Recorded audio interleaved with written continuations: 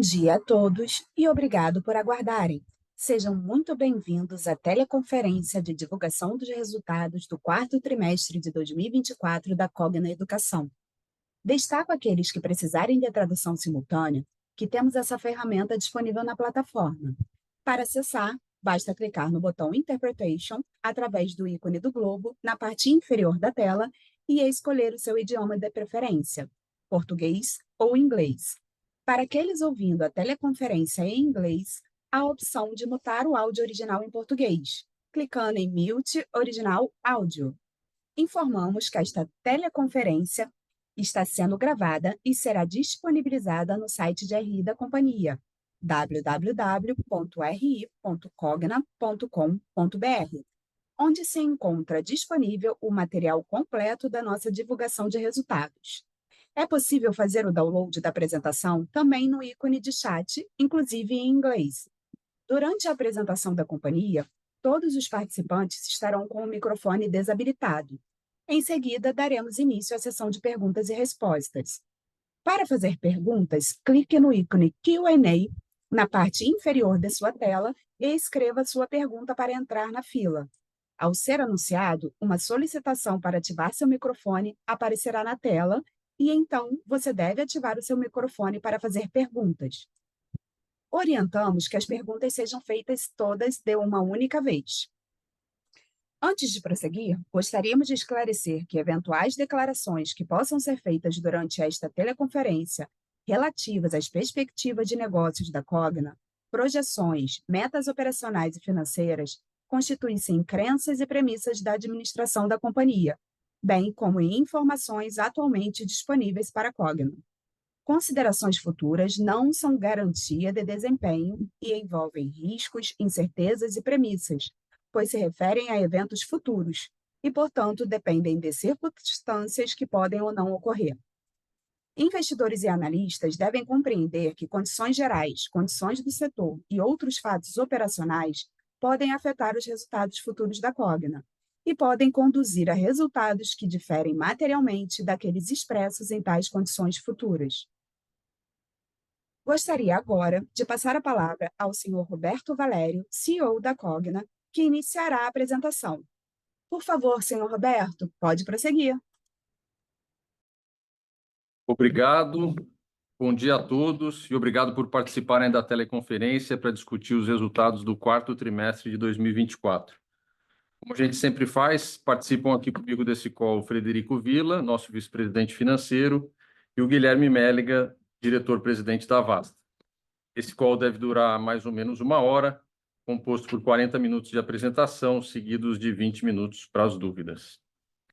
Bom, eu queria começar, portanto, essa conferência no slide número 3, dizendo que é claro que o quarto trimestre de 24 foi sensacional e que o ano, de 24 foi um ano excelente do ponto de vista de resultados, mas eu não tenho dúvida nenhuma que o destaque é a entrega do guidance, que nós sempre tivemos convicção de que entregaríamos, mas que, claro, um guidance de longo prazo levanta várias dúvidas, até porque a gente vive no Brasil, sabe como as coisas são, mas o grande destaque e a grande satisfação, tanto do management quanto do time, do conselho, de que a gente não só atingiu, como superou os guidances de EBITDA e de GCO.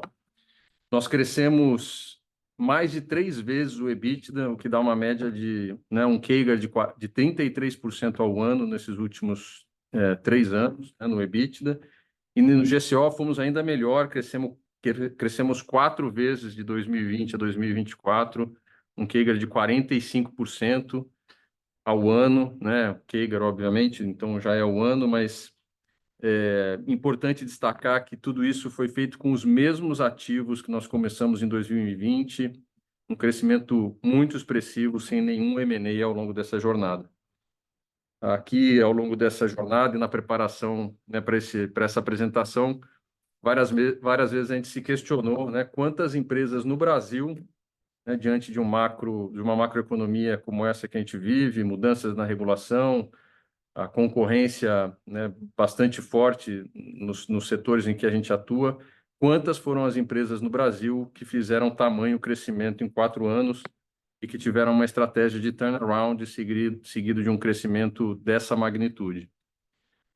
Quero reforçar que os resultados são frutos de uma estratégia simples, né? A gente, ao longo desses 4 anos, vem dizendo que não tem nada de rocket science, é uma estratégia simples, muito clara, um management que eu entendo que é muito competente e um time que é talentosíssimo e, acima de tudo, resiliente para superar todos os desafios, implementar todos os projetos e fazer as mudanças que a gente teve que fazer ao longo dessas 2 etapas de turnaround e depois crescimento.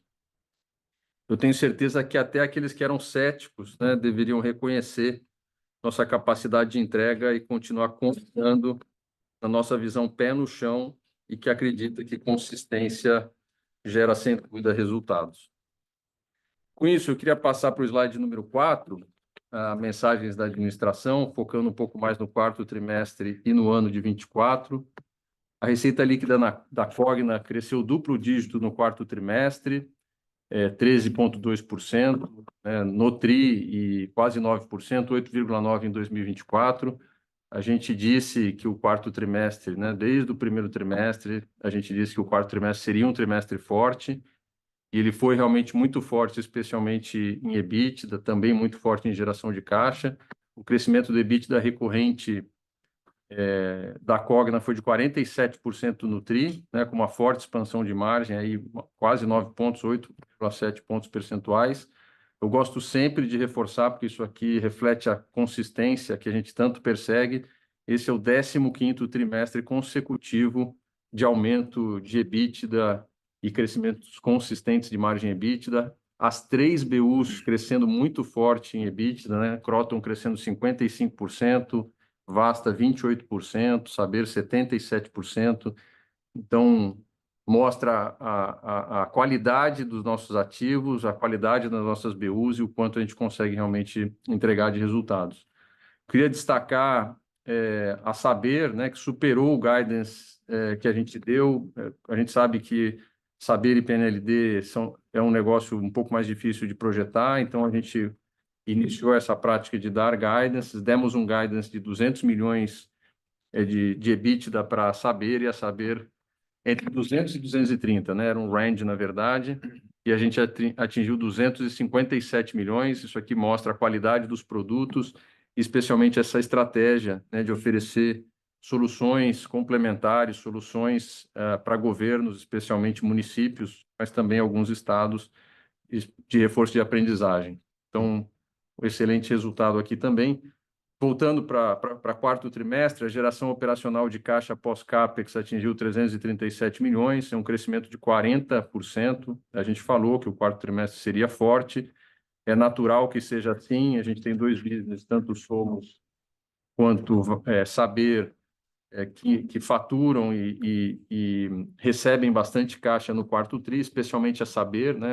Então, a gente trabalha o ano inteiro pelo PNLD, faz as entregas no 4º tri, recebe o caixa do governo, por isso é que foi um 4º trimestre forte. A gente sempre disse que o 4º trimestre seria forte. E no ano de 2024, voltamos ao lucro líquido, 879, praticamente 880 milhões de reais de lucro líquido. Com isso, a companhia vai poder voltar a distribuir dividendos. 120 milhões de dividendos é a proposta de distribuição que ainda precisa ser aprovada em Assembleia. Com relação à alavancagem, que foi uma dúvida, né, ao longo desses 4 anos de jornada, a gente atingiu uma alavancagem de 1,35 vezes, né, o EBITDA. Gosto muito de destacar que é o menor nível de alavancagem desde o 4º tri de 2018. É claro que a gente tem um cenário de crescimento de taxa de juros, mas a nossa consistência, né, em crescimento de resultado, crescimento de EBITDA, tem nos permitido reduzir a alavancagem, e o melhor de tudo, com redução de dívida líquida de quase 400 milhões de reais. A gente, com certeza, tem uma ótima qualidade de crédito, né? Muitos bancos nos procuram e querem conversar. A gente está muito contente com toda essa geração de caixa, e olhando para o futuro, a gente acredita que a gente vai continuar crescendo.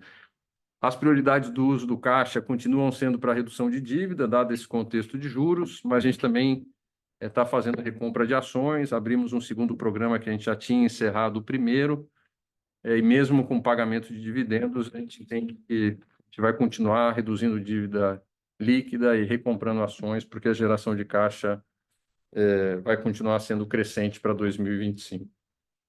Bom, passando para o slide número 6, para falar sobre Kroton, desempenho operacional, eu queria começar falando sobre captação. Isso aqui é passado, né? Tem pouco impacto sobre os nossos resultados, porque a receita já mostra a força dos resultados, mas eu não posso deixar de comentar a captação do segundo semestre de 24. Ela foi 14% abaixo do mesmo período de 23, mas não é algo que nos preocupe, por alguns motivos muito simples que eu vou explicar, né? O primeiro foi uma menor captação de alunos do ProUni. Nesse segundo semestre de 24, a gente captou menos alunos do ProUni. Por quê? Porque a gente já tinha passado o threshold do POEB, então não precisávamos matricular mais alunos. Então, no ano contra ano, essa base de captação caiu. Isso, obviamente, impacta o total da captação. Além disso, a gente fez alguns ajustes aqui e diminuiu a intensidade das ações que a gente fazia para recuperação de alunos evadidos, que é o que a gente chama de win-back, né? Tentar recuperar esses alunos. A gente está sempre fazendo conta. Obviamente que trazer um aluno evadido requer bastante esforço, e a gente entende que é uma receita de menor qualidade, então a gente reduziu um pouco os esforços. Então, ProUni e redução de win-back acabou impactando a nossa captação. Claro que foi um semestre complexo, né, do ponto de vista de captação no EAD, especialmente no 100% online. É um mercado competitivo, mas acho que agora o que a gente tem que fazer é olhar para frente. E, claro, a gente não pode dar guidance, e ainda falta um período aí do ciclo de captação, mas o ciclo 25.1 vem positivo na receita e positivo no volume também. Então, a gente, olhando para frente, a gente acredita na continuidade do crescimento de receita.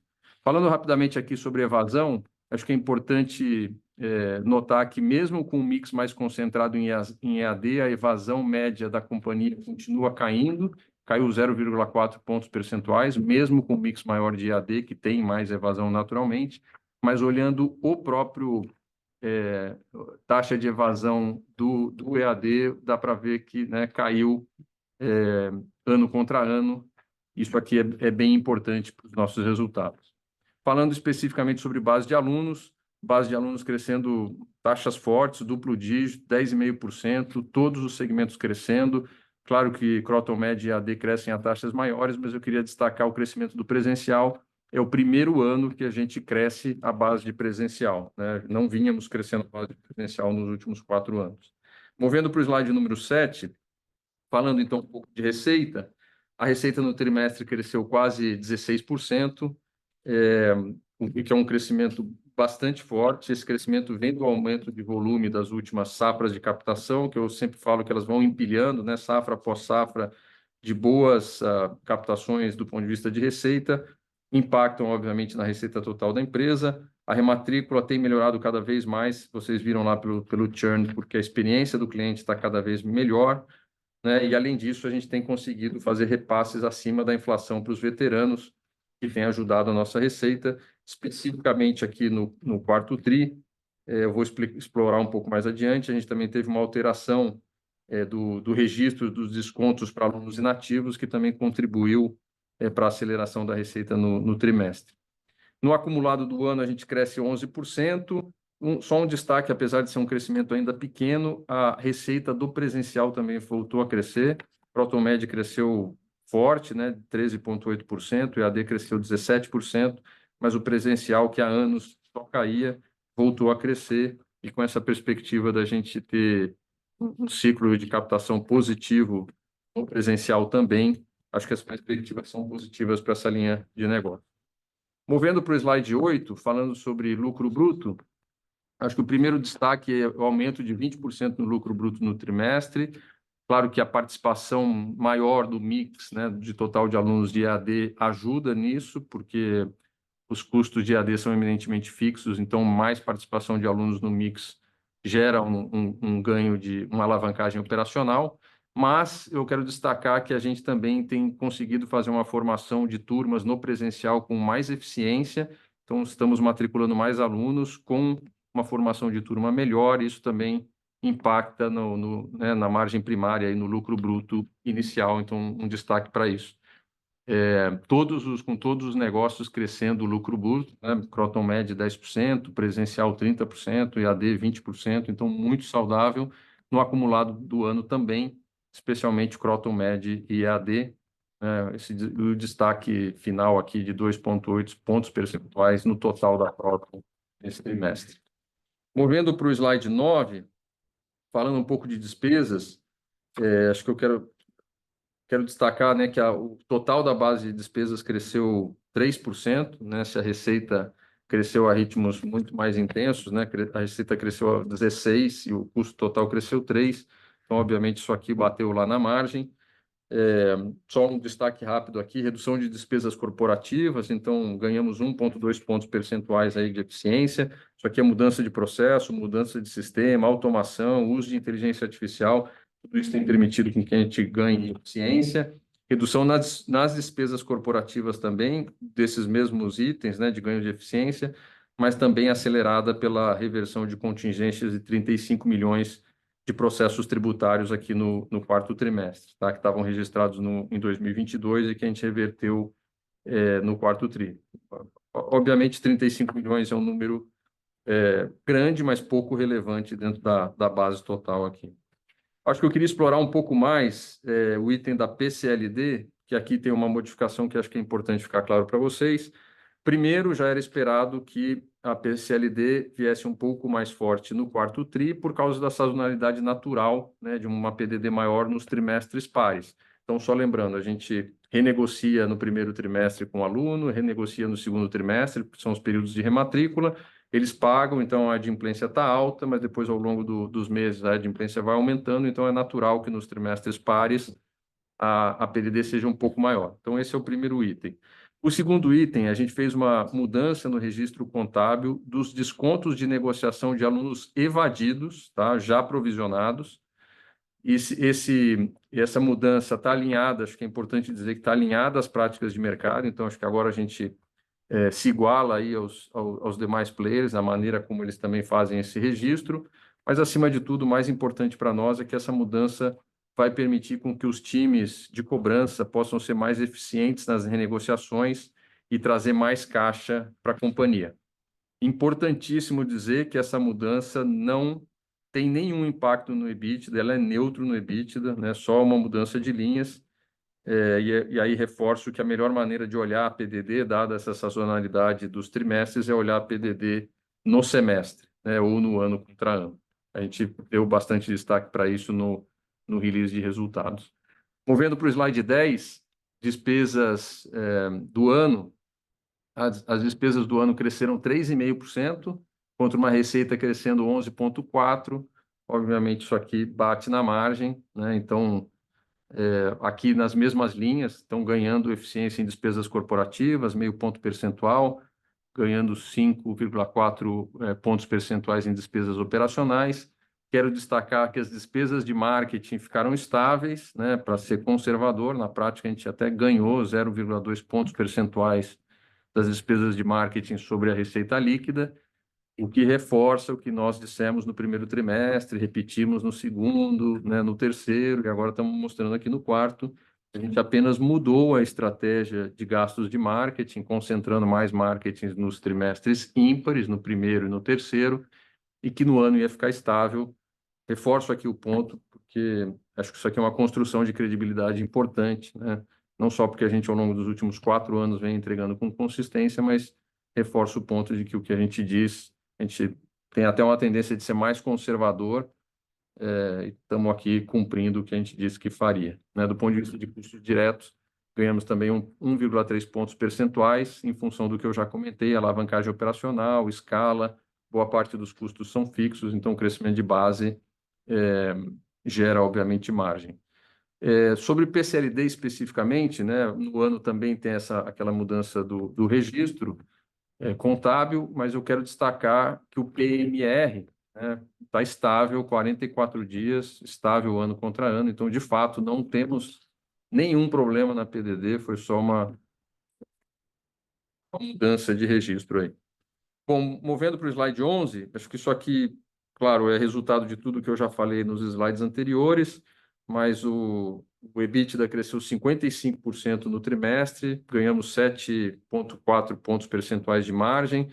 No acumulado do ano, crescemos 24%, 3,5 pontos percentuais de margem. Eu me lembro que a gente, né, recebia algumas perguntas no primeiro trimestre do ano, dizendo, puxa, Roberto, vocês já fizeram toda uma reestruturação na Kroton, já fecharam campos, já expandiram polos, já expandiram portfólio, ainda dá para crescer margem na Kroton? Nós dissemos que acho que sim, dá para crescer 1,5 ponto, estamos entregando aí 3,5, o que mostra, com os mesmos ativos, o que mostra que o time é muito capaz de olhar os processos, olhar os sistemas e conseguir fazer de maneira mais eficiente com crescimento, né? Não é foco só em eficiência sem crescimento, tem bastante crescimento aqui. Bom, com isso, eu termino a sessão de Kroton e eu queria passar a palavra para o Guilherme Mélega, o presidente da Vasta, para que ele possa fazer os comentários da companhia. Obrigado, Roberto. Vou seguir aqui no slide 13, comentando a receita líquida da Vasta, começando pelo gráfico da esquerda, falando do trimestre. Eu destaco o reconhecimento aqui de 619 milhões no nosso ACV, um crescimento de 20% year-over-year no trimestre. Destaco também o reconhecimento de 35 milhões da nossa nova linha de negócio, que é o B2G, que a gente reconheceu 35 milhões no quarto trimestre. Com isso, a receita total do trimestre cresceu 26%. No ano, a receita total cresceu 12,6%, também com bastante destaque a nosso reconhecimento aqui de ACV, que ficou na casa de 1,462 bilhões, um crescimento de 14,4%, que é em linha com o que a gente imagina manter de nível de crescimento para o ACV nos próximos anos. Tá? Com relação ao B2G, year over year, no full year, a gente cresce também 29%, atingindo 105 milhões. Indo para o slide 14, aqui eu vou comentar mais rapidamente as despesas do trimestre e vou me aprofundar mais nas despesas anuais. Tá? No trimestre, a gente teve ganho de produtividade de absolutamente todas as despesas de SG&A. Nos custos diretos, a gente teve um aumento aqui de 4,9%, que é basicamente mix de produto e sazonalidade. Tá? Isso não é um aumento efetivo no custo da companhia. Indo para o slide 15, aqui a gente tem uma fotografia melhor dos custos e despesas do ano já normalizado por todos os trimestres do ano. A gente vê as despesas corporativas em linha, as despesas operacionais e PCLD com ganho de produtividade significativo, principalmente o nosso G&A, com 1,8 pontos percentuais de redução. Tá? E aqui a gente vê os nossos custos diretos como percentual da receita andando absolutamente flat na patamar de 38,1%. Tá? Destaco aqui que o total de custo no ano, em valor absoluto, cresceu 9,2%. Como a receita cresceu 12,6%, é esperado o ganho de margem EBITDA, que vocês verificam aqui no slide 16. No slide 16, vou começar com a leitura do trimestre à esquerda. A gente atingiu 300 milhões de reais no EBITDA do quarto trimestre na Vasta, um crescimento de 28,1%. E aqui vocês reparem no ganho de margem no quarto trimestre, saindo de 42,3% para 43%. No acumulado do EBITDA do ano, a gente atinge 501 milhões, é um marco na história da Vasta, desde o nosso IPO, a gente atingiu 500 milhões de EBITDA, um crescimento de 20% em relação ao ano de 2023. E companhia crescendo, diluindo seus custos, com um melhor mix de premium e soluções complementares, a gente obtém um ganho estrutural de margem aqui, EBITDA saindo de 28% para 29,9% aqui de margem EBITDA no nosso negócio. Então, a gente está muito satisfeito com o ano que a gente acaba de entregar, com um crescimento robusto no nosso core business, em soluções complementares. E o que ainda não reflete no nosso número é o quanto que a gente já caminhou também no Start Anglo Bilingual School, com 40 contratos assinados, 2 flagships em operações e 7 unidades já em operação aqui no ano de 2025. E esses 40 contratos certamente vão representar algumas dezenas de escolas abrindo nos próximos anos, e é uma vertente de crescimento muito importante para a gente, que junto com o B2G, que já é uma realidade, vem adicionar o crescimento orgânico na empresa. Crescimento orgânico que a gente segue na casa de 2 dígitos em core e complementares. Com isso, devolvo a palavra aqui ao Fred Villa para continuar a apresentação. Obrigado, Guilherme. Bom dia a todos. Eu vou iniciar a apresentação aqui falando sobre a Saber, né? Então, eu passo aqui para o slide número 18, falando sobre receita líquida de Saber. Nós temos aqui, nesse slide, no lado esquerdo, a receita líquida do trimestre, no lado direito, o acumulado. Eu queria frisar para vocês sobre a redução da receita líquida no trimestre e no acumulado. Ela teve 2 efeitos, né? O principal efeito aqui é a redução da receita em razão do PNLD, pois esse é um calendário comercial que não contempla compras, apenas as recompras. E um efeito da venda de livros de ensino, né, superior da SEDES. Olhando dessa forma, se eu não tivesse, no acumulado, se eu não tivesse aqui feito a venda de SEDES, de fato, a minha receita ela teria um crescimento de 2,5%, em vez de ter um decréscimo de 3,5%. O importante é que no trimestre, agora passando para o lado esquerdo, no trimestre, nós tivemos aqui, apesar de decrescer a receita no trimestre, nós tivemos um crescimento de receita líquida em idiomas de aproximadamente 75%, e outros serviços, né, que são basicamente aqui representados pelos produtos aqui para governo do Acerta Brasil, que teve um extraordinário crescimento de 92%. Passando para o próximo slide, vocês vão ver os resultados efetivamente.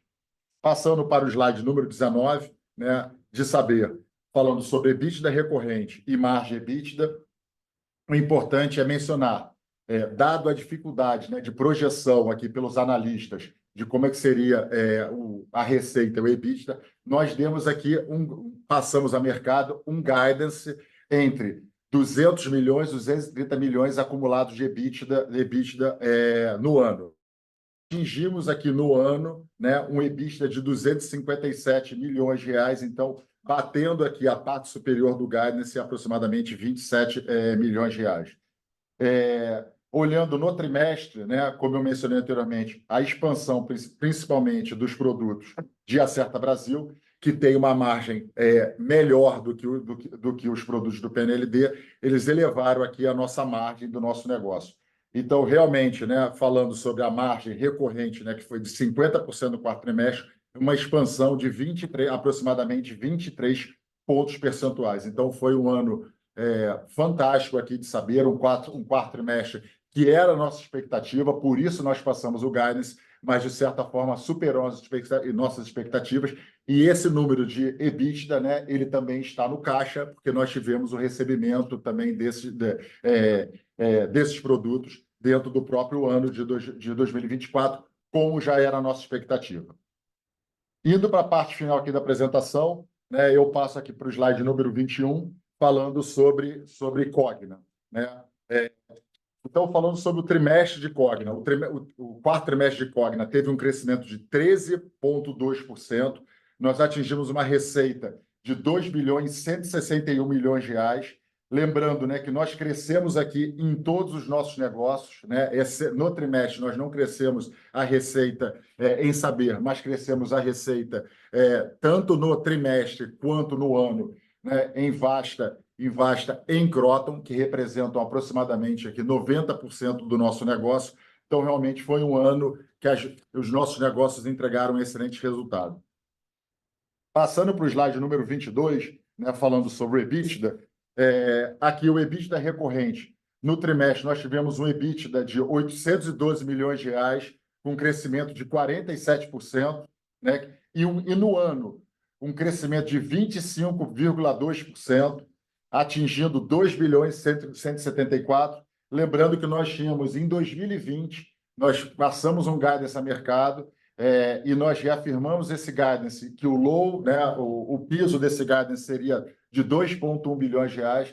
Então, Demos um guidance em 2020, né? Não sabíamos todos os endereços, não sabíamos as nossas avenidas, mas aqui é com satisfação aqui para os nossos acionistas que nós entregamos aqui, né, o nosso guidance atingindo o EBITDA de aproximadamente 2,2 bilhões de reais.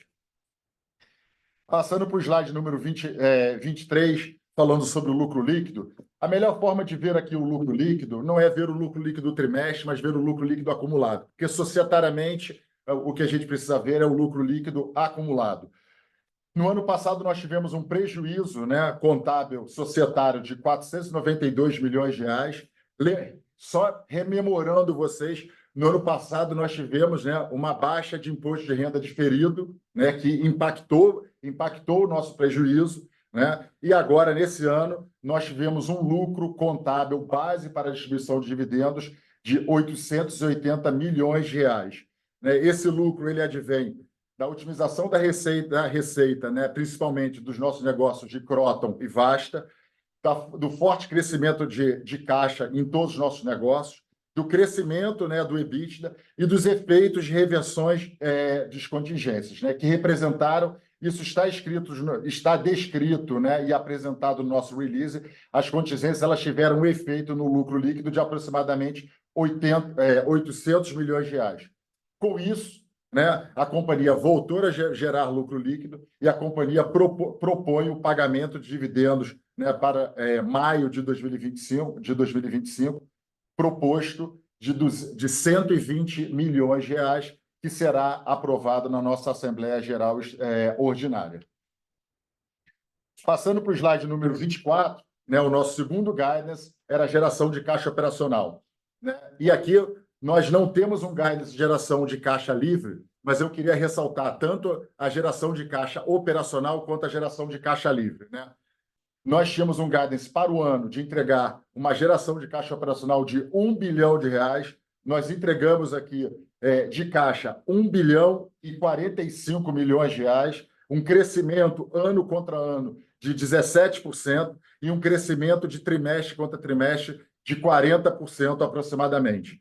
Como eu mencionei, esse crescimento de caixa ele vem principalmente da receita de Kroton e de Vasta e da melhor conversão de caixa, né, e pelo recebimento aqui dos produtos de Saber e do PNLD. Aqui eu queria mencionar também, adicionalmente, na nossa geração de caixa livre, né, nós atingimos no ano uma geração de caixa livre, né, então a geração de caixa operacional pós-CAPEX e pós o pagamento de juros das nossas dívidas, nós geramos caixa livre de 395 milhões de reais. Essa é a mensagem que eu gostaria de que vocês ficassem na memória, para passar para o próximo slide de alavancagem e endividamento. Né? A companhia tinha um endividamento em 2023 de 1,83 vezes, lembrando que a nossa alavancagem é uma alavancagem de dívida líquida sobre o EBITDA dos últimos 12 meses. Nós atingimos agora no quarto trimestre 1,35 vezes, então notem o tamanho dessa redução, uma redução de aproximadamente 400 milhões de reais de endividamento, que conversa, né? Então, por isso que eu pedi para vocês ficassem na memória, que conversa com a nossa geração de caixa livre. Né? A nossa geração de caixa livre foi de 395 milhões de reais, isso está representado no nosso caixa, nas nossas dívidas, então nós tivemos essa redução da nossa dívida líquida, atingindo uma dívida líquida de 2 bilhões 280. E a outra mensagem que eu queria passar para vocês é o custo médio das nossas dívidas, né, levando em consideração o CDI. Nós, no quarto trimestre de 2023, nós tínhamos um custo médio de CDI mais 1,16 e nós atingimos agora, no quarto trimestre de 2024, o CDI mais 1,65. Queria só lembrar a vocês, a companhia, ao ano de 2024, renegociou, fez liability management de 100% das suas dívidas. Então, isso aqui representa, isso está representado também no resultado financeiro. E uma mensagem que está nos nossos números, né, que eu queria passar para vocês a companhia aqui, de acordo, né, com as práticas contábeis, né, internacionais, nós marcamos os nossos instrumentos financeiros derivativos, os nossos swaps, né, que nós temos dívidas que são a IPCA+, e nós trocamos a CDI, nós registramos essas dívidas, marcamos a mercado, e o market to market dessas dívidas, né, que leva em consideração já uma expectativa de CDI, né, pela curva de longo prazo, um CDI mais próximo de 15%, nós temos registrado no nosso resultado financeiro aproximadamente 100 milhões de reais. Tá? Isso aqui está nos nossos números. O que eu queria só mencionar para vocês é, se não precisássemos marcar essas dívidas a mercado, a nossa alavancagem ainda reduziria um pouco mais.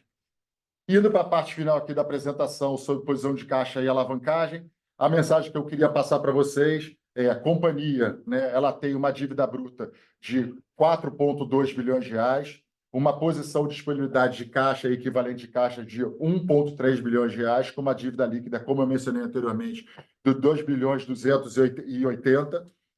Nós, olhando para frente, nosso cronograma de amortização, com as nossas renegociações de dívida que fizemos, né, em 2020, nós vamos amortizar 660 milhões de reais, 26, 504 milhões de reais, e só a partir de 2027 que nós temos uma torre de amortização próxima a 1,1 bilhão de reais.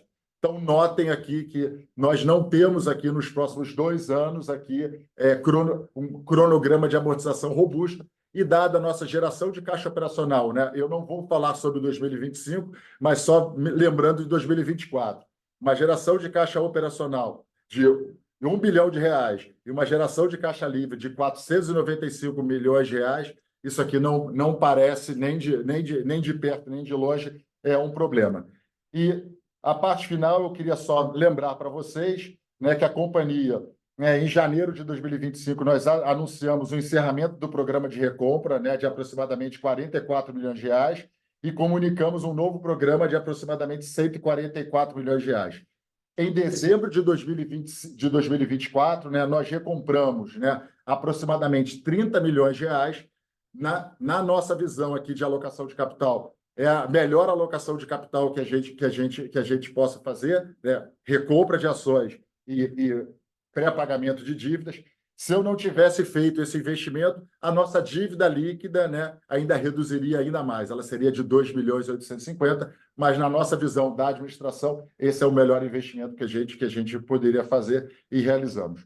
Com isso aqui, eu encerro a parte da apresentação de Cogna de resultados financeiros e eu passo a palavra para o Roberto Valério.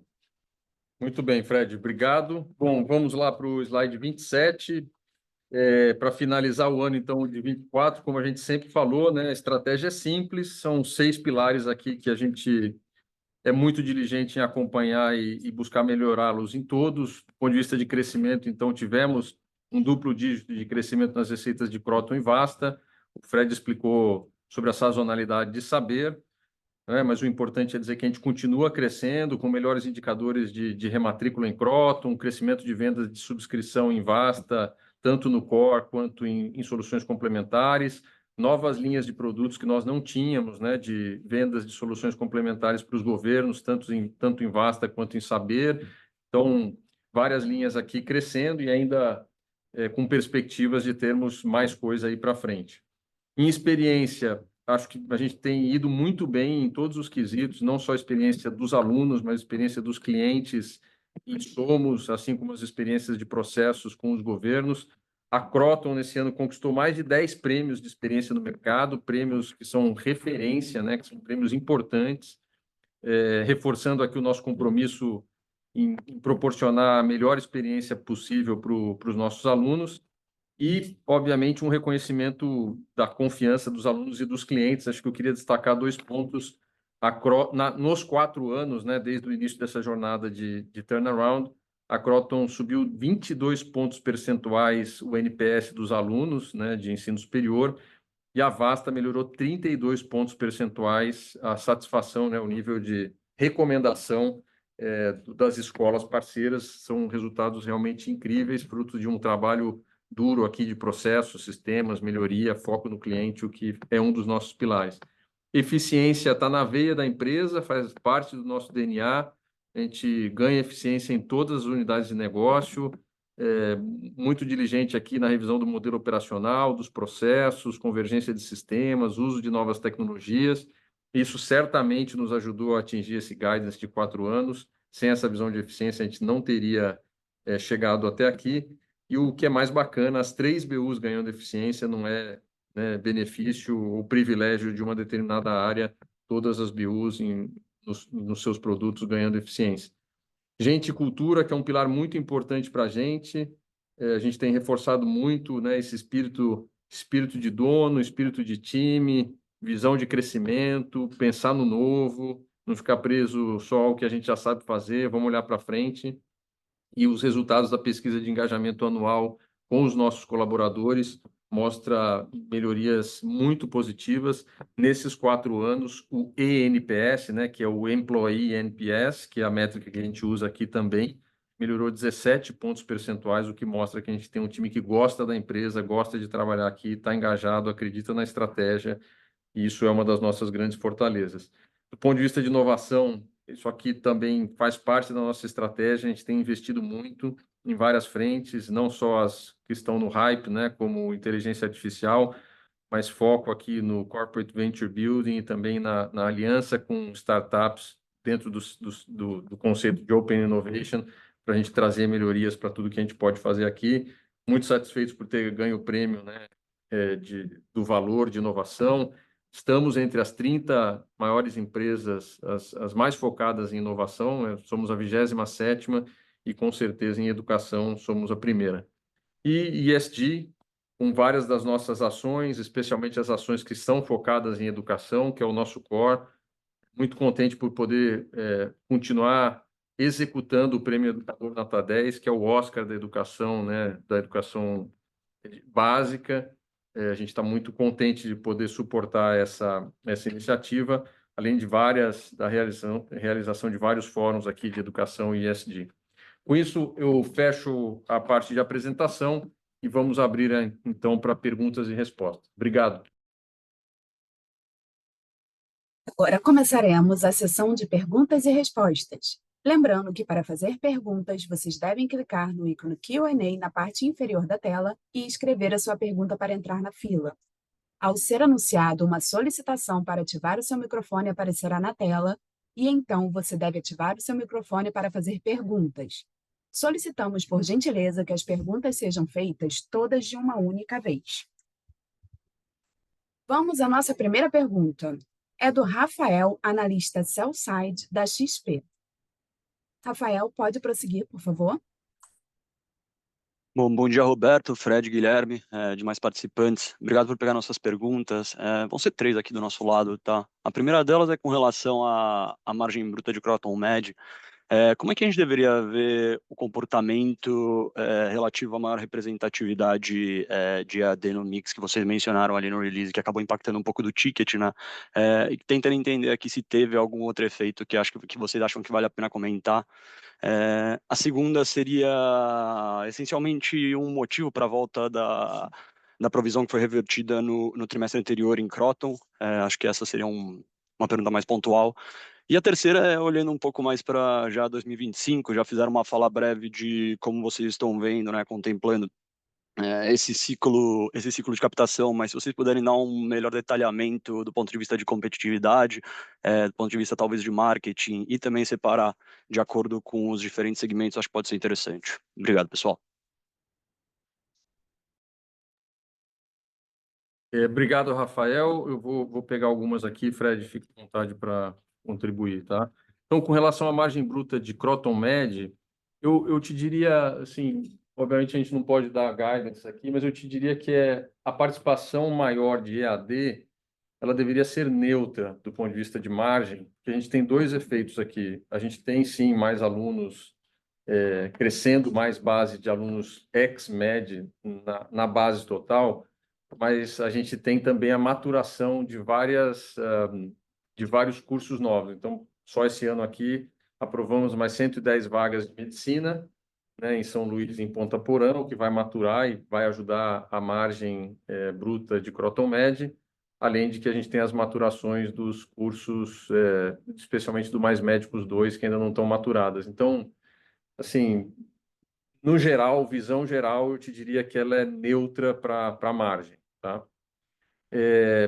Acho que a tua pergunta com relação à provisão do terceiro TRI de Croton, acho que ela fazia referência a PCLD, certo? Quando você falou reversão, acho que é PCLD.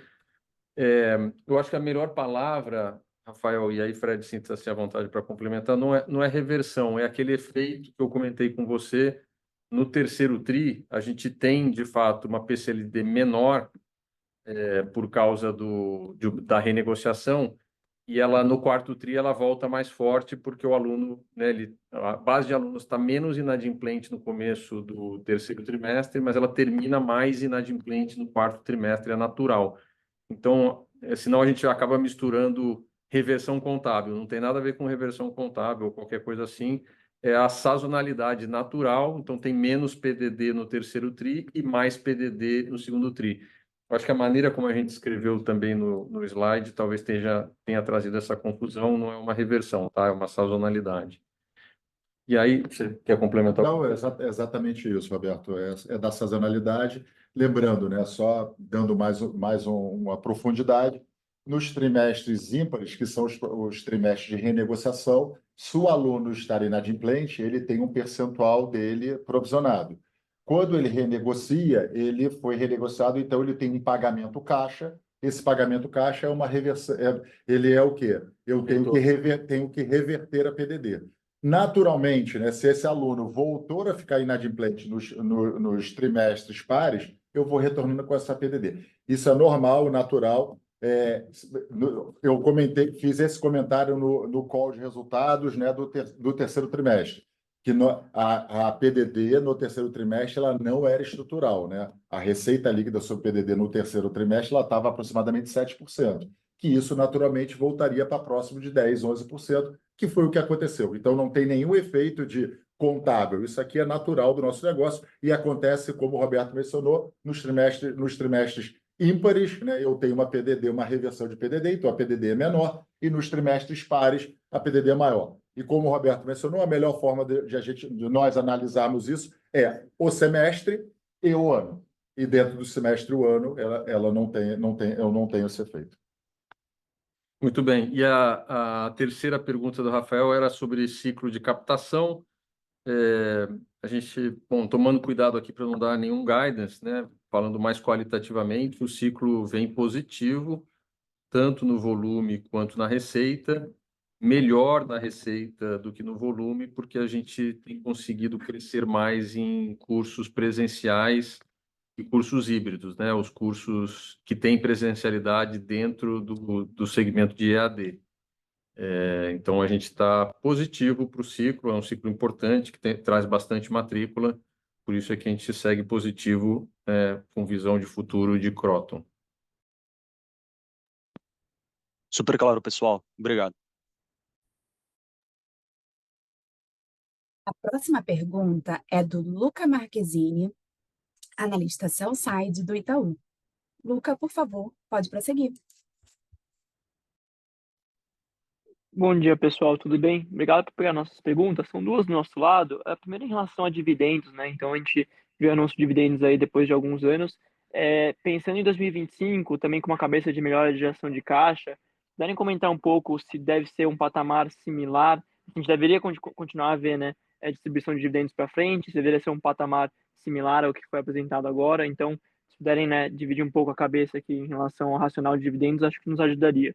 E aí, o segundo ponto seria em relação à despesa com marketing em Kroton, né? A gente viu queda nos últimos trimestres, então, se puderem atualizar em relação a aquela estratégia de marketing, a gente deveria continuar a ver queda nos próximos trimestres, acho que nos ajuda, por favor.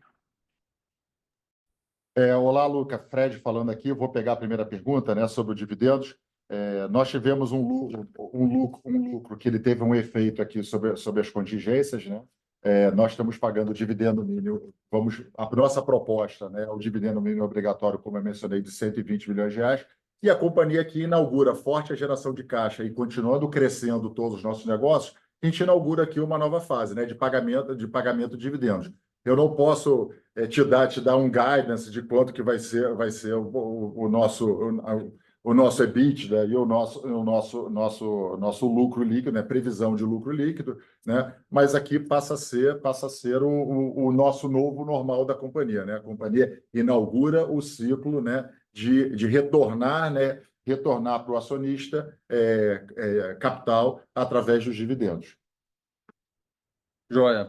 Bom, reforço o ponto do Fred aqui. A gente está muito contente de voltar a poder distribuir dividendos para os acionistas. A gente sabia desde o início que melhorando linha a linha, né, crescendo receita, melhorando margem, melhorando geração de caixa, certamente ia bater no lucro em algum momento. Então, retornamos e reforçamos o ponto de que essa é a maneira de retornar, uma das maneiras, né, de retornar o capital para o acionista, e a gente vai continuar trabalhando nessa frente. Aí, Luca, com relação à sua segunda pergunta de despesa de marketing em Kroton, a gente, a gente, a gente acha que tem eficiência para ganhar em marketing, mas eu te diria que você pode assumir marketing estável como percentual da receita líquida. Talvez a gente até possa ganhar alguma eficiência ao longo do ano, mas estável ao longo do ano como percentual da receita líquida é a nossa visão. Foi claro, pessoal. Muito obrigado. A nossa próxima pergunta é do Samuel Campos, analista sell-side do BTG. Samuel, por favor, pode prosseguir. Bom dia, Valério, Fred, Mélega, bom dia a todos. São duas perguntas aqui do nosso lado. A primeira pergunta é sobre os efeitos do atingimento do guidance. Claro que, aproveitando para parabenizar a companhia, né, pela entrega do guidance, queria perguntar se existe algum bônus, né, ou PLR relacionado à realização da meta, e se porventura isso já estaria provisionado no resultado do quarto TRI. Essa é a primeira pergunta. E a segunda pergunta sobre a perspectiva de saber. A gente sabe que existem, né, de diferentes ciclos ali no PNLD, né, mas vocês imaginam que dá para crescer EBITDA da Saber em 2025, né, dado que tem um ciclo de compra, né, a gente imagina que a receita vai crescer, mas a gente traz essa pergunta até considerando que teve uma expansão de margem da Saber em 2024 de 11 pontos percentuais, né? Mas para entender se esse padrão de margem vai ser recorrente, porque isso acaba sendo um ponto-chave aqui para entender se o EBITDA pode crescer ou não. É isso, muito obrigado. Olá, Samuel, Fred, vou pegar a primeira pergunta aqui, né? A companhia aqui, né, os funcionários da companhia, eles tinham em suas metas internas aqui, sim, o atingimento aqui do guidance, tanto geração de caixa operacional quanto do EBITDA, mas esses valores já estão provisionados no nosso balanço. Então, não tem nenhum efeito aqui diferente que já está no nosso balanço, registrado nas nossas demonstrações financeiras. Tá? Então, é zero efeito. E esses números estão abertos aqui nas demonstrações financeiras, até porque é obrigado. Então, você pode conferir lá o valor. Sobre a segunda pergunta de saber, Roberto, você quer pegar? Ou... Posso fazer esse complemento, Fred? Então, Saber, Samuel, é um ano de compra, né? Então, é um ano que a gente tem bastante despesa de marketing, produção de livro didático, amostra para professor, bastante viagem. Então, é um ano mais difícil do ponto de vista de crescimento de EBITDA. Então, eu diria que é mais para um EBITDA estável do que para um crescimento. Tá? Mas vamos viver o ano e vamos ver. Só adicionando aqui, Samuel, como é um ano de recompra, né? De fato, eu tenho crescimento de receita ano contra ano, que de fato eu tenho esse investimento todo que eu tenho de marketing, né? E todo o investimento de editorial que ele é lançado no custo. Mas, assim, apesar de ter o crescimento da receita, o EBIT daqui, ele, como o Roberto mencionou, ele é flat. Mas eu reforço também o que o Roberto mencionou, né? Aqui cabe a nós aqui descobrirmos nós sabemos as avenidas, né? E vamos trabalhar nas nossas avenidas. Foi o que aconteceu desde que nós demos o guidance em 2020. Tá bem claro, obrigado, Valério, Fred, bom dia a todos. A nossa próxima pergunta é do Caio Moscardini, analista sell-side do Santander. Caio, por favor, pode prosseguir. Oi, pessoal, bom dia, obrigado por pegar minha pergunta. É uma pergunta aqui relacionada a Kroton, né? Me parece que o feedback geral é de que o presencial está com uma dinâmica melhor do que o EAD, principalmente no 100% online, né? Que tem sofrido um pouco mais. Então, eu queria pegar a visão de vocês, né? Do que vocês acham que está gerando essa dinâmica agora no curto prazo, se vocês acham que isso deve se estender por um período um pouco mais longo. E uma pergunta em vasta, né? Quando a gente olha o número de alunos, né, a expansão foi bastante boa, 12% no core, 22% no complementar. Como que está a questão do mix, né? Esse crescimento de alunos ele aconteceu em marcas mais premium ou em marcas mais de base? Se vocês puderem passar, acho que ajuda bastante também. Muito obrigado. Mélega, quer começar com o Basta? Começo sim. Obrigado, Caio, pela pergunta. Então, de fato, a gente teve um crescimento bastante robusto aqui nos sistemas, tanto nos sistemas de ensino quanto nas soluções complementares, tá? Lembrando que esses números de crescimento do primeiro trimestre, eles sofrem um pequeno ajuste no segundo trimestre, quando a gente recebe as devoluções contratuais. Então, é normal você ter um primeiro trimestre um pouco mais alto do que o segundo, mas as grandezas estão aqui já, são dessa ordem, tá? Eu destaco aqui que em selos core, a gente tem crescido bastante nos selos premium, então as marcas Anglo, PH e Amplia e Mackenzie têm sido os drivers de crescimento com ticket médio acima do ticket médio da empresa. Então, sim, tem um ganho também aqui de mix previsto para essa próxima safra de 2025. E soluções complementares que mantêm um crescimento no patamar de 20%, já é um business que atinge 200 milhões aqui de representação na nossa receita. Então, também representa um crescimento importante e é complementar ao ganho de mix de premium que eu comentei. Joia. Obrigado, Mélega. Bom, com relação à sua pergunta, Caio, de Croton, o aumento do crescimento de presencialidade, é bastante notório no setor de que quando o aluno, né, ou a família tem mais renda disponível, ele acaba escolhendo cursos que são mais caros, né, que são os cursos que efetivamente eles querem e quando tem mais renda são os que eles podem pagar. Então, assim, é muito difícil cravar uma explicação, mas eu diria que em função de um nível de desemprego mais baixo, uma renda das famílias um pouco maior nesse momento, eu acho que é isso que tem influenciado o aumento da captação, uma captação um pouco mais positiva, né, em presencial e EAD com presencialidade. Não sei dizer ainda se é estrutural, acho que o tempo vai dizer. Obviamente, a gente está bastante contente com essa circunstância, mas eu acho que ainda é cedo para dizer se isso aqui é uma nova tendência. Tá ótimo, pessoal. Muito obrigado.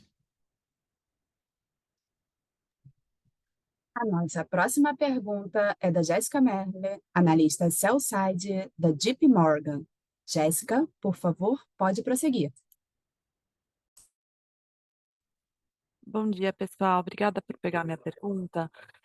Eu tenho a primeira pergunta seria se vocês puderem falar um pouco melhor sobre a expectativa de margem para 2025, e como ela se compara com 2024, tendo em vista essa reversão do quarto trimestre.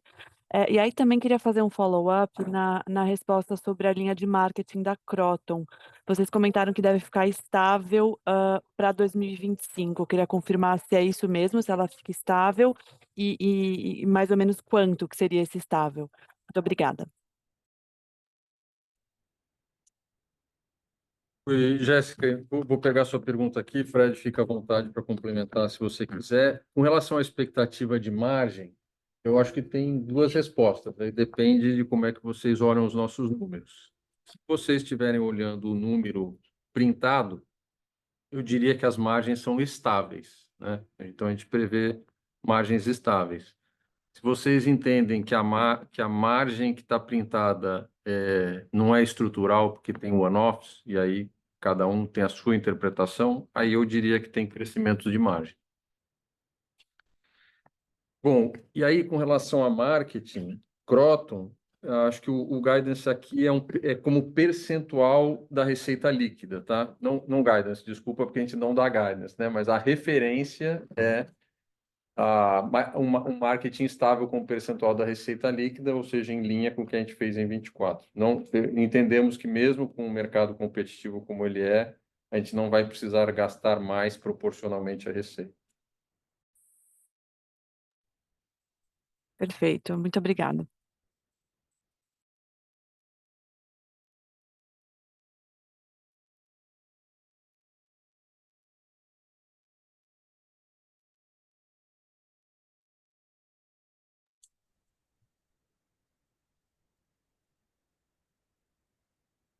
A próxima pergunta é do Lucas Nagano, analista sell-side da Morgan Stanley. Abriremos o seu áudio para que você possa realizar a sua pergunta. Bom dia, Valério, Lucas. Fred, Mélega. Tá me ouvindo? Nós escutamos, Sim, Fred. te ouvimos. Beleza, tá bom. Obrigado pelo espaço aqui, pessoal. A gente também tem duas perguntas. A primeira é sobre o novo critério contábil. Acho que ficou bem claro que ele não impacta o EBITDA, mas ele talvez pode distorcer um pouco a receita, né? Quando a gente olha o segundo semestre de 24, a receita cresceu 15%, mas ele não está exatamente em bases comparáveis porque o segundo semestre de 23 usava o critério que vocês dão uma baixa na receita referente ao desconto. Eu sei que vocês comentam um pouco sobre o impacto de 80 milhões, relatório, mas eu queria só perguntar assim, mais objetivamente, em bases comparáveis, quanto que foi o crescimento de receita no segundo semestre de 24. A segunda pergunta é sobre regulação. Também queria perguntar assim, de um jeito um pouco mais objetivo, né, sobre a ótica do discurso de pedagogia e licenciatura, que já estão com as DCNs alteradas. Como que é a exigência de maior carga horária presencial, que a gente entende que não é apenas estágio, mas sim aulas teóricas feitas presencialmente, né? Como que essa exigência altera a operação e a oferta de vocês, pensando na estrutura de polos atual da Croton? Obrigado. Olá, Luca, Fred, vou pegar a primeira pergunta, que é sobre receita e PCLD. Isso aqui não é um novo critério contábil, tá? Queria só reforçar isso, a gente só fez esse ajuste porque era meio contraintuitivo, né? Você dava desconto e você reduzia a sua receita, e o efeito deveria ser só na PDD. E a resposta que eu queria te dar, né? Nós justamente para não termos demonstrarmos aí, pelo princípio nosso, né, que é da transparência, na página número 10 do release está exatamente mostrando, né, qual o crescimento da receita no quarto trimestre, né, que foi de 15,9%, que foi a sua pergunta, e qual o crescimento sem esse ajuste, que foi de 7%. Tá? E qual foi o crescimento no ano, né, acumulado, que foi de 11,4%, e o crescimento sem esse ajuste foi de 9,1%, e esse efeito ele é o contrário na PCLD. Então, está lá o quadro, ele está na página número 10, no nosso release. Se você tiver mais alguma dúvida, a Letícia aqui, o nosso time de RI, também a gente fica à disposição. Se quiser que a gente monte algum quadro, nós podemos montar. Com isso, eu passo aqui para a segunda pergunta. Tá bom, regulação, né? Regulação. Então, Lucas, obrigado aí pela pergunta sobre regulação e maior presencialidade no EAD. Você deu o exemplo, né? Trouxe o ponto da licenciatura, que já é uma regulação definida. Eu te diria o seguinte: do ponto de vista operacional, não tem um desafio que a gente não saiba executar, né? Até porque a gente sempre fez cursos semipresenciais e aqui é mais presencialidade num curso de EAD. Então, a gente sabe operar. Todos os nossos polos, eles têm sala de aula, né? Eles têm um laboratório, então, mesmo os polos menores, eles têm essa infraestrutura. Então, isso não seria uma barreira para oferecer os cursos de licenciatura e pedagogia nesses polos. Eu acho que o maior desafio da licenciatura não está necessariamente na presencialidade, ele está mais no campo de estágio, né? Pela DCN anterior, o campo de estágio era mais para o final do curso. Então, imagina que você matricula, não sei, eu vou dar um exemplo hipotético aqui, 100 alunos numa determinada cidade, e quando você vai mandá-los para o campo de estágio, você vai mandar 40 ou 50, porque já está mais para a segunda metade do curso, tem uma evasão natural. Na nova regulação, o campo de estágio ele é mais no início, e aí o que significa que você tem mais alunos que precisam ser locados, né?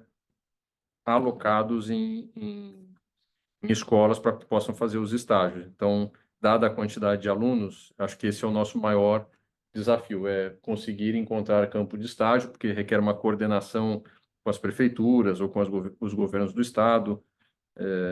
Esse aqui é o ponto que a gente está trabalhando mais fortemente. Ficou super claro, Valério e Fred. Obrigado. Nossa próxima pergunta é do Gustavo Miele, analista sell-side da Goldman Sachs. Gustavo, envie o comando, por favor, pode prosseguir.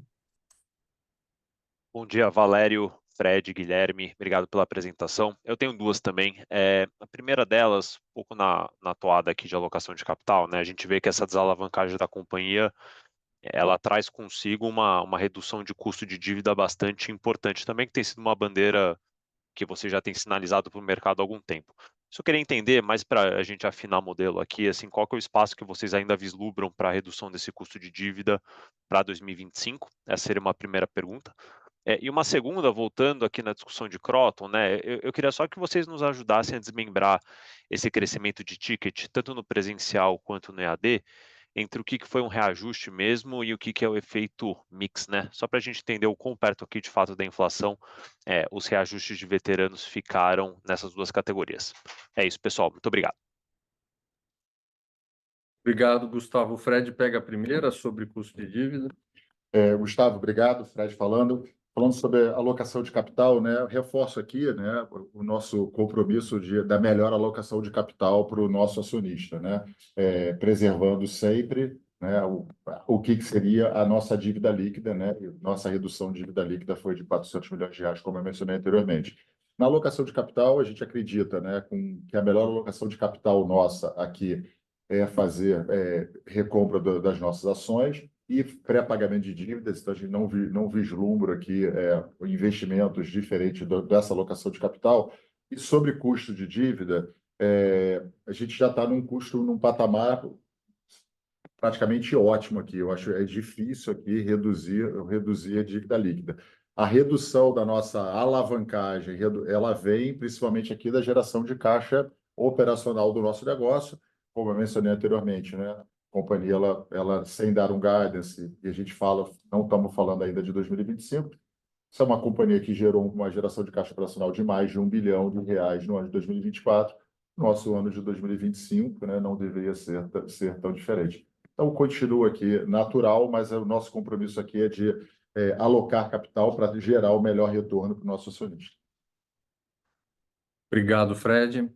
Gustavo, com relação à tua pergunta de ticket médio, eu acho que é importante explicar duas coisas, né? O ticket médio de entrada é um ticket médio competitivo, então a gente tem pouco poder de influência sobre esse preço.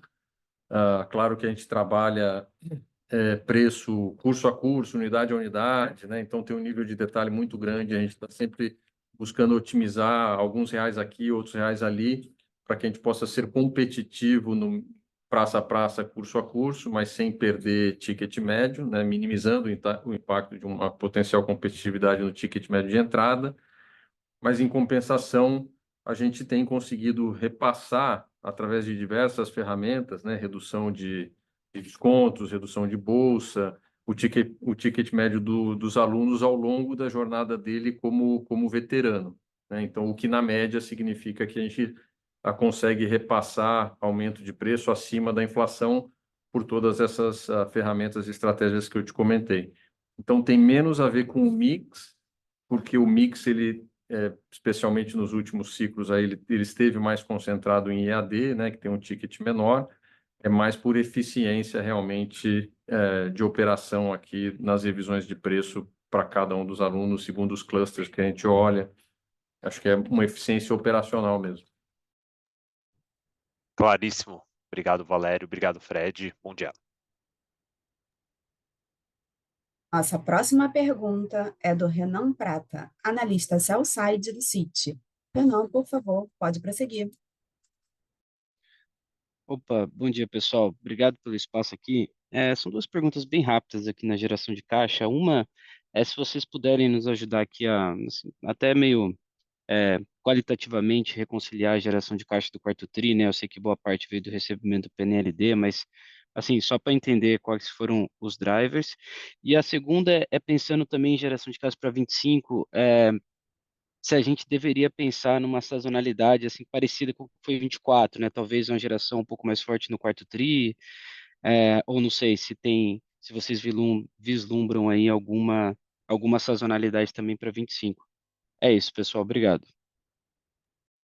Tá bom, Renan, é Fred falando. Vou pegar aqui a pergunta de geração de caixa operacional. A geração de caixa operacional, a gente já vinha falando que tinha uma geração de caixa forte no quarto trimestre pela sazonalidade do nosso negócio, né? A gente sabe que o nosso negócio ele tem os recebimentos são de saber, né, que vem do PNL dele, é forte no quarto trimestre, como foi em todos os últimos anos.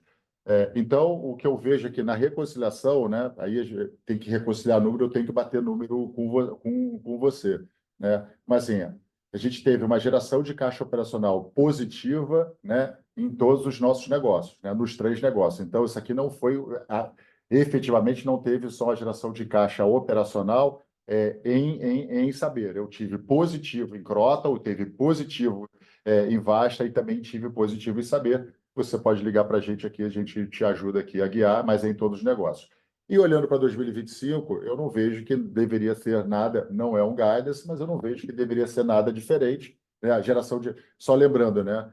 Nós tivemos aqui, né, aproximadamente, aqui fazendo uma regra de 3, nós tivemos o quarto trimestre um pouco mais forte, mas nenhum trimestre aqui a gente teve entre 200 e 250 milhões a cada trimestre, né? Lembrando que em 9 meses nós estávamos com 700 milhões de reais. Então, é um pouco maior no quarto trimestre, mas não é explicado simplesmente pela sazonalidade de Saber que todos os nossos negócios eles estão gerando caixa operacional. E reforço, o nosso shift aqui na companhia não é a geração de caixa operacional. Isso aqui já passou, né? Aqui é geração de caixa livre e redução de dívida líquida, né? Que a gente mostra aqui que eu gerei caixa livre, está nos números, está pelo método direto, está pelo método indireto, são 395 milhões de reais, que conversa efetivamente com a dívida líquida, né? Eu reduzi dívida líquida de 400 milhões de reais, poderia ter reduzido até um pouco mais se eu não tivesse feito o buyback, mas na melhor alocação de capital foi essa que fez.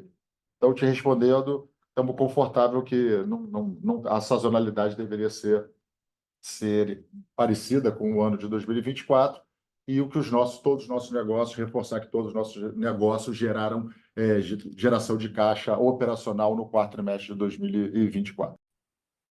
Comentar, Renan, com relação à sazonalidade, eu destaco aqui, além do que o Fred falou, acho que é importante todo mundo também olhar a sazonalidade da Cogna um pouco diferente dos pares, né?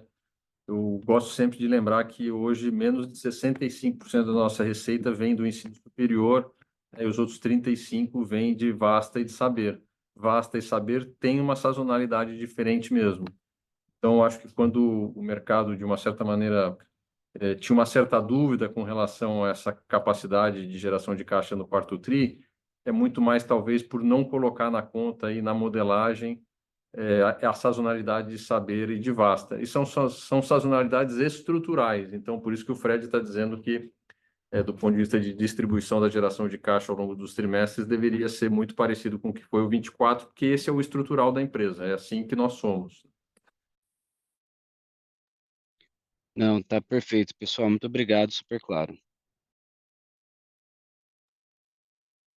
Nossa próxima pergunta é do Flávio Yoshida, analista sell-side do Bank of America. Flávio, por favor, pode prosseguir. Olá, bom dia. Tenho duas aqui do meu lado. A primeira quando a gente olha aqui especificamente para despesas geral e administrativa, mesmo em Croton, tá? Mesmo ajustando pela reversão de provisão de contingência lá de 35 milhões, a gente percebe que como percentual da receita, essa despesa representou 13% da receita líquida, né? Isso se compara com o histórico ali mais próximo de 18% a 20%. Eu queria entender se nesse TRI realmente foi alguma coisa específica que levou para esse patamar menor, se esse é um novo nível mais recorrente.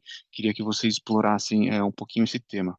E a minha outra pergunta é com relação a PDD, né? Então, quando a gente olha aqui a PDD de 2024, comparando a 2023 como percentual da receita também, a gente percebe que ela aumentou um pouco, né? Queria entender o que tem pesado na PDD, o que vocês estão esperando para essa linha para esse ano de 25. Obrigado. Flávio, Fred, eu vou pegar aqui as perguntas e o Roberto me complementa. Sobre a primeira pergunta, né, sobre despesas gerais administrativas, o que ocorre é que no nosso ano de 2023, né, a nossa despesa gerais administrativas ela foi um pouco pior. Nós tivemos alguns efeitos que aconteceram em 2023. Esses efeitos, eles eram, na nossa visão, eles não eram recorrentes, de fato, mas assim, não cabe a mim julgar recorrência ou não recorrência. Ele estava no número, a gente não fez nenhum comentário sobre isso. Agora, o número veio menor, isso aqui é estruturante, então, olhando para frente, deveria ser o mesmo percentual sobre a receita, a gente deveria manter, tá? Essa eficiência foi capturada. Eu só reforço o ponto, porque a gente gosta muito, né? Todos nós falamos muito de recorrente ou não recorrente, só que eu sempre vejo o não recorrente, ele só afeta negativo, né? O positivo eu não vejo, mas também não tem problema que não cabe a mim, cabe a nós aqui entregarmos o número. Então, para você projetar o número, isso aqui é estruturante e você pode projetar sobre o mesmo percentual. Falando sobre PDD, né, eu reforço aqui sobre o slide, sobre a página número 10, né, do nosso release. E aqui o que a gente comenta, né? Nada diferente do que foi. Se eu não tivesse o ajuste, né, a nossa PDD ela seria de 10,8%, né, sobre a receita líquida. Como nós fizemos o ajuste, a receita ficou maior, a PDD também ficou maior. A nossa PDD real ficou próximo de 12,7%. Então, a projeção para o próximo ano, ela não deveria ser, eu não tenho nenhum indício diferente com o que é que vem acontecendo nos últimos anos da companhia, que você note até no gráfico, né? A nossa PCLD aqui, né, no critério antigo, ela estava próxima aqui a 10%. No critério novo, está aqui próximo a 12%. Então, em qualquer critério, eu estou sem passando aqui, não estou reafirmando aqui um guidance, mas eu estou falando que isso aqui é estruturante da companhia nos últimos anos e a gente vai seguir da mesma forma. O que é um ponto importante aqui que não está precificado para nós é que essa mudança que nós fizemos, né, nossa expectativa é de trazer mais caixa para a companhia. Porque no critério que nós usávamos no passado, né, você dava um desconto e tinha um efeito negativo na receita, que é meio um pouco de contrassenso. E agora você só tem o efeito na PDD, mas nós acreditamos que isso aqui pode ter um efeito positivo na inadimplência, na geração de caixa operacional da companhia. Obrigado, Fred. A próxima e última pergunta é do Eduardo Rezende, analista sell-side do UBS. Por favor, Eduardo, pode prosseguir. Bom dia, pessoal. São duas aqui do meu lado. A primeira é sobre a questão da evasão. A gente vem visto melhorias contínuas ali ao longo dos últimos trimestres. Então, eu queria saber se vocês poderiam dar uma cor nas estratégias que vocês têm abordado aí para redução da evasão e se vocês acham que ainda tem espaço aí para continuar melhorando. E a segunda pergunta é ali na questão do B2G na Vasta e do Acerta Brasil em Saber. Gostaria de saber se vocês têm alguma visibilidade aqui sobre uma possível evolução nessas linhas daqui para frente que vocês poderiam dividir com a gente.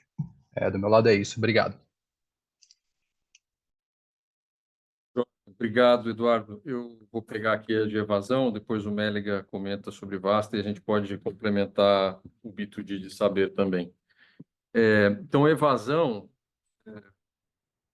vou te dar um pouco de cor sem contar muito para o concorrente, né? Mas acho que aqui não tem muito segredo, não. É fazer o simples, assim, é melhorar a experiência do aluno, tanto na experiência presencial, então melhorar os processos dentro dos campi, melhorar a infraestrutura, em tudo que é experiência digital, atualizar, né, nossa experiência. A gente tem um programa bastante ambicioso aqui, chamado Programa de Transformação Cogna, que tem uma mudança sistêmica importante. Todos os alunos de EAD das últimas safras de captação já estão entrando nesse novo sistema, que tem um aplicativo muito mais moderno, então a experiência é muito melhor. do ponto de vista de experiência financeira, disponibilidade de boleto, pagamento recorrente, né, toda a nossa estratégia de garantir que o aluno não fique inadimplente, porque quando ele fica, é muito difícil depois para ele recompor o orçamento familiar e pagar 2 mensalidades no mesmo mês. Então, assim, é um conjunto de ações bastante amplo, não tem uma bala de prata, tem muita coisa sendo executada que faz com que essa evasão venha melhorando em todos os segmentos, inclusive no segmento de educação à distância, né, do 100% online, que é mais difícil. Se tem oportunidade para continuar melhorando, tem, né, sempre tem, os processos sempre podem ser melhorados, sempre tem sistema para melhorar, experiência para melhorar, boas-vindas para fazer, onboarding melhor. Então, acho que isso com certeza melhora, além do elemento de qualidade na captação. A gente tem sido muito criterioso no que a gente considera volume de captação, e que a gente, inclusive, registra como receita. Então, o aluno tem que ter assinado o contrato, tem que ter pago o boleto, tem que ter experiência no ambiente virtual de aprendizagem, para daí a gente considerar ele um aluno. Então, naturalmente, ele é um aluno mais engajado. E acho que tem frentes, especialmente acadêmicas, que vão no sentido de usar mais inteligência artificial, mais dados, para que a gente possa proporcionar uma experiência mais personalizada, que é o chamado Adaptive Learning, que sempre foi, né, um sonho para todos nós no setor, mas agora com as novas tecnologias tem sido muito possível. Então, eu vejo, sim, muita oportunidade para a gente continuar melhorando a evasão. Aí, Fred... Mélega. Eu pego aqui do B2G, dou um pouco de cor aqui sobre o mercado do B2G e as nossas expectativas. Então, Eduardo, você comentou de um produto da Saber, que é o Acerta. Esse produto tem um produto que endereça o mesmo mercado na Somos, que é o Prepara. Eles são produtos de recomposição de aprendizagem e, de fato, é onde a gente tem observado a maior volumetria nos últimos anos. Este ano de 2025 é um ano onde o SAEB será medido em outubro. Então, tanto o produto Acerta quanto o produto Prepara, eles são preparatórios para esse exame SAEB de outubro. Então, a gente, de fato, tem uma expectativa muito positiva de crescimento no primeiro semestre para preparar alunos de 5º, 9º e 3º ano do médio, visando a prova de outubro. Isso a gente já observa nos números da Saber, que tem crescido bastante com esse produto, e basicamente o B2G da Somos também foca nesse nicho de mercado. Adicionalmente, Saber oferece toda uma gama de produtos, sistema de ensino, livros didáticos, bilinguismo socioemocional, que segue um ritmo de crescimento também bom nos últimos anos. Então, as perspectivas são muito favoráveis para o B2G esse ano. E acho que só para complementar, né, Mélega, a qualidade dos produtos, sim, de fato, muito boa. A gente tem conseguido ajudar as secretarias de educação a melhorar seu posicionamento no ranking. Isso, inclusive, serve de marketing, né, para novos clientes. Super claro, pessoal. Muito obrigado. A sessão de perguntas e respostas está encerrada. E agora, gostaríamos de passar a palavra para as considerações finais da companhia.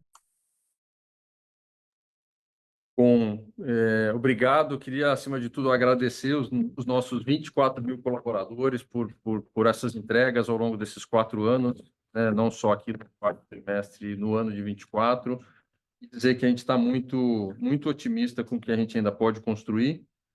Tem muita coisa pela frente, muita coisa que pode ser feita, e reforçar que o nosso time de RI está à disposição para tirar todas as dúvidas que vocês potencialmente possam ter. Obrigado, bom dia a todos.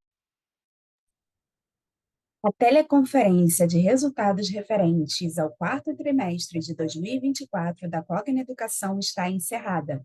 O Departamento de Relações com Investidores está à disposição para responder as demais dúvidas e questões. Muito obrigada aos participantes e tenham uma ótima tarde!